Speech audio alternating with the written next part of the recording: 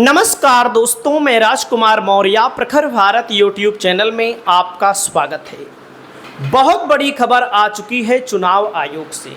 चुनाव आयोग के मुख्य चुनाव आयुक्त हैं ज्ञानेश कुमार। इसके पहले दोस्तों थे राजीव कुमार। लगातार चुनाव आयोग के ऊपर देश की जनता, देश की विपक्षी पार्टियां आरोप लगा रही हैं कि भारतीय जनता पार्टी से चुनाव आयोग मिला हुआ है, लेकिन चुनाव आयोग के कानों में जूं नहीं रेंग रही है, क्योंकि चुनाव आयोग ऐसे ऐसे फैसले ले रहा है जिससे कहीं ना कहीं चुनाव आयोग पर, भारत की चुनाव प्रक्रिया पर जनता का विश्वास उठ रहा है। लगातार ईवीएम पर आप लोगों ने देखा किस प्रकार से महाराष्ट्र के अंदर कितने वोट अचानक से जोड़ दिए गए। चेक करेंगे लोकसभा और विधानसभा के चुनाव के बीच कितने वोट जोड़ दिए गए। दिल्ली में कई विधानसभा सीटों पर आपने देखा होगा जहां से केजरीवाल चुनाव हारे हैं, वहां पर अचानक से इतना वोट कम कर दिया गया जिसकी आप कल्पना नहीं कर सकते। तो अब क्या नई करतूत आई है चुनाव आयोग की, उसको हम आपको इस वीडियो के माध्यम से दिखाते हैं। क्योंकि राजीव कुमार तो चले गए, ज्ञानेश कुमार आ गए। लोगों ने सोचा था कुछ बदलाव होगा, तो बदलाव तभी हो सकता है जब चुनाव आयोग के ऊपर chief justice of India B R. Gavai साहब का डंडा चलेगा। बी.आर. गवई साहब जब कड़ा एक्शन लेंगे, जो कि कड़ा एक्शन लेने जा रहे हैं, ऐसी खबर मिल रही है। क्योंकि चुनाव आयोग ने एक ऐसा मामला सामने ला दिया है जिससे चुनाव आयोग पर लोगों का जो भरोसा थोड़ा बहुत था वो और टूट चुका है। देख सकते हैं अब केवल 45 दिन तक ही सुरक्षित रखे जाएंगे चुनाव प्रक्रिया के वीडियो और फोटो। इलेक्शन कमीशन ने क्यों घटाया समय? अब आप सोचिए, इलेक्शन कमीशन को क्या जरूरत पड़ी है कि 45 दिन के अंदर ही जो वीडियो रिकॉर्ड होते हैं उनको डिलीट कर दिया जाएगा, उनको हटा दिया जाएगा। आप सोचिए, मतलब कि समय बढ़ाना चाहिए लोकतंत्र को मजबूत करने के लिए, तो यहां पर केवल और केवल 45 दिन। पहले कितना दिन रखा जाता था? चुनाव आयोग का तर्क है कि सीसीटीवी फुटेज को सार्वजनिक करने से मतदान की गोपनीयता भंग हो सकती है। बताओ ले, मतदान की गोपनीयता इनकी भंग हो रही है। आर्टिफिशियल इंटेलिजेंस एआई के उपयोग से इसका दुरुपयोग हो सकता है। वाह भाई वाह, इनके पास इतने बड़े अधिकारी नहीं हैं, इनके पास इतनी बड़ी व्यवस्था नहीं है कि गोपनीयता भंग हो जा रही है। अब आप देखिए आगे का मामला क्या है। चुनाव आयोग इसी ने मतदान प्रक्रिया से संबंधित वीडियो फुटेज और तस्वीर को संरक्षित करने की अवधि संशोधित करते हुए 45 दिन कर दिया है। यह निर्णय मतदान परिणाम की घोषणा के बाद लागू होगा। यदि इस अवधि में कोई चुनाव याचिका दायर नहीं की जाती है तो डेटा को नष्ट कर दिया जाएगा। जो याचिका दायर की जाती है उस पर चुनाव आयोग क्या करता है, ये भी तो आप देखिए। लोगों ने पैसा भी जमा कर दिया महाराष्ट्र में चुनाव में फिर से वोट गिनवाने के लिए, वोट भी नहीं गिना गया। कहां पर है चुनाव आयोग? और यदि इस अवधि में कोई याचिका दायर नहीं करता तो डेटा को नष्ट कर दिया जाएगा। आयोग ने इस बदलाव का कारण हाल के दिनों में सामग्री के दुरुपयोग को बताया है। यानी वीडियो फुटेज और तस्वीरों से संबंधित डाटा चुनाव परिणामों के 45 दिन बाद स्टोर करके रखा जाएगा। मतलब 45 दिन तक।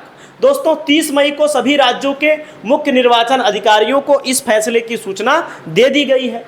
विभिन्न चरणों जैसे नामांकन से पूर्व अवधि, नामांकन चरण, प्रचार अवधि, मतदान केंद्रों के अंदर बाहर मतगणना से संबंधित फुटेज केवल 45 दिन तक ही सुरक्षित रखे जाएं। हम कह रहे हैं इससे ज़्यादा रख लेंगे तो क्या कुछ घट जाएगा? अब इसके पहले कितना दिन रखा जाता था ये भी मैं आपको बताने वाला हूं। इंडियन एक्सप्रेस की रिपोर्ट के मुताबिक सभी राज्यों के मुख्य निर्वाचन अधिकारियों को भेजे गए निर्देशों में कहा गया है कि हालिया दुरुपयोग का हवाला दिया गया। आयोग ने कहा है कि चुनावी प्रक्रिया की वीडियोग्राफी, फोटोग्राफी कानून द्वारा अनिवार्य नहीं है। वाह भाई, चुनावी प्रक्रिया की वीडियोग्राफी, फोटोग्राफी अनिवार्य ही नहीं है, बल्कि यह आंतरिक प्रबंधन का एक उपकरण मात्र है। आयोग ने लिखा है कि हाल के समय में गैर उम्मीदवारों द्वारा इन सामग्रियों के दुरुपयोग की घटनाएं सामने आई हैं, जहां सोशल मीडिया पर इन्हें तोड़ मड़ोड़ कर संदर्भ से हटाकर प्रसारित किया गया, जिससे गलत सूचनाएं और दुर्भाग्यपूर्ण नैरेटिव फैलाए गए। इसका कोई कानूनी परिणाम नहीं निकलता, इसलिए समीक्षा करना आवश्यक था। दोस्तों पहले 1 साल तक, आप सोचिएगा, पहले 1 साल तक रखा जाता था। 6 सितंबर 2024 को जारी हुए पुराने दिशा निर्देश से अलग है, जिसमें अलग अलग चरणों की रिकॉर्डिंग को 3 महीने से लेकर 1 साल तक सुरक्षित रखने की बात कही गई। उदाहरण के लिए नामांकन से पहले रिकॉर्डिंग 3 महीने तक और मतदान एवं मतदान से जुड़ी रिकॉर्डिंग 6 महीने तक। सुनिएगा, 3 महीने तक नामांकन वाली रखी जाती थी, मतदान और मतगणना के लिए 6 महीना, और उदाहरण के लिए नामांकन से पहले 3 महीने तक, मतदान एवं मतगणना की रिकॉर्डिंग 6 महीने तक रखी जाती थी, 6 महीने से 1 साल तक, जिसको 45 दिन कर दिया गया है।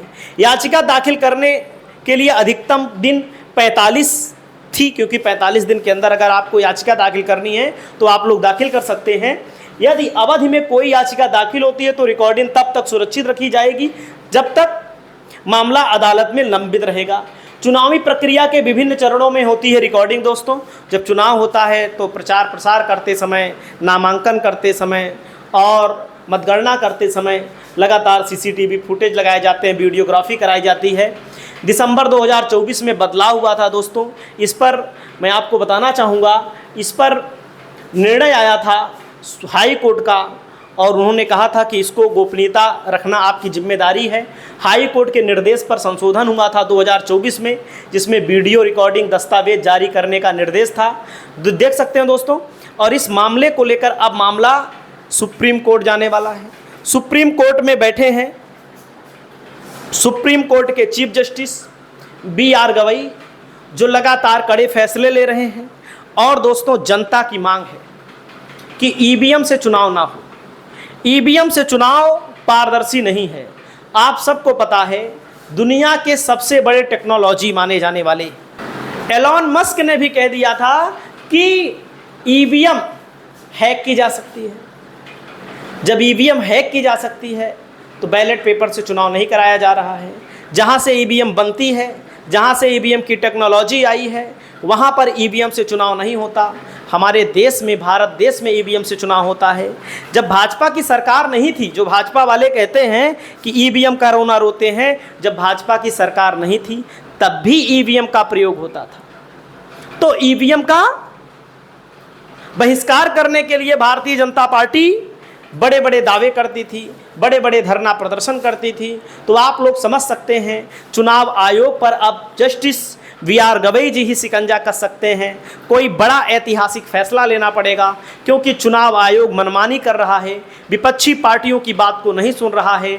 अभी आपने देखा था उत्तर प्रदेश में मिल्कीपुर में उपचुनाव हो रहा था, तो किस प्रकार से कितनी घटनाएं सामने आई पूरे प्रदेश को लेकर। चुनाव आयोग के कानों में जू नहीं रहेगी, और चुनाव आयोग अब इस फैसले को लेकर कहीं ना कहीं विपक्ष पर, जनता पर दबाव बना रहा है। आपकी क्या राय है? आप अपनी राय बताएं। नमस्कार।